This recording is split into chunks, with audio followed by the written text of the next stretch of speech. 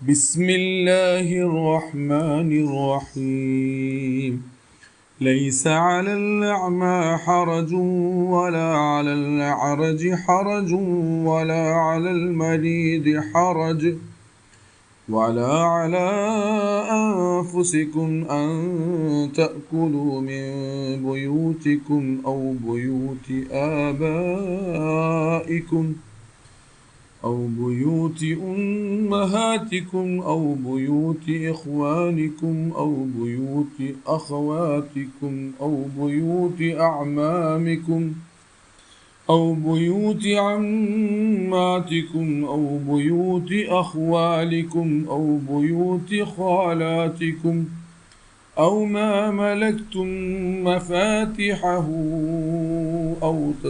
أو صديقكم ليس عليكم جناح أن تأكلوا جميعا أو أشتاتا فإذا دخلتم بيوتا فسلموا على أنفسكم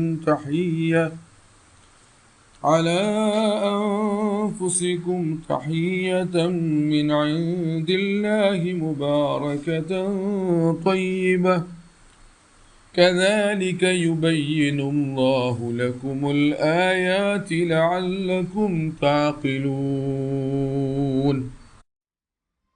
പരമകാരുണികനും കരുണാവാരിധിയുമായ അള്ളാഹുവിൻ്റെ നാമത്തിൽ.